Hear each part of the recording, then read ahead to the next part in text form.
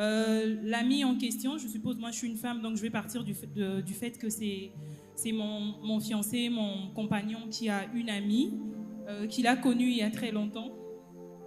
Et du coup, cette amie a besoin de lui. Et ils doivent se voir quelque part. Moi, je suis étrangère à cette amitié. Et ils ont un besoin de se retrouver comme ça, pas une fois, pas deux fois, mais pas régulièrement, genre tous les jours ou toutes les semaines, mais une fois de temps en temps, ils ont besoin de passer du temps ensemble parce qu'il se trouve que cet ami a souvent besoin de se confier ou de lui raconter des choses pour lesquelles peut-être ma présence pourrait l'indisposer. Alors moi, de mon côté, je me sens un peu en insécurité au fur et à mesure parce que je me dis, c'est pas normal que mon fiancé, mon mari ou mon compagnon puisse quitter la maison ou quitter, enfin, en tout cas notre cadre, pour aller rencontrer une autre femme. Je ne sais pas quel genre d'amitié ils ont. Ils m'ont juste dit que c'était des amis depuis très longtemps. Mais il se trouve que cette femme se sent très confidente avec mon partenaire. Et elle partage des moments que moi j'ai envie de partager toute seule. Donc je fais comment pour gérer ça? Merci beaucoup. J'aimerais demander au couple, ce qui vous arrange, c'est on répond à une question, puis on prend toutes les questions directement. Ok, d'accord. On répond à l'une d'abord. Ok. Puisqu'il s'agit des hommes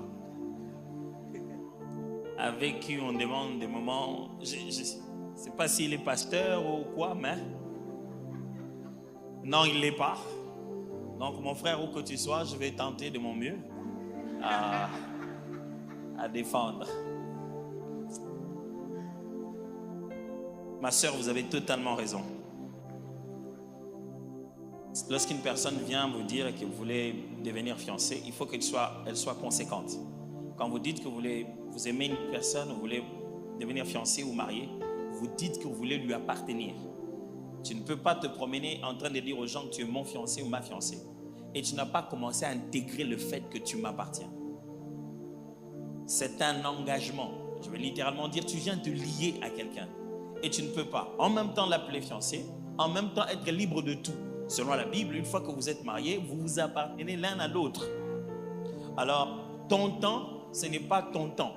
Ton temps, c'est mon temps. Alors, cette jeune fille est en train de prendre mon temps, pas ton temps.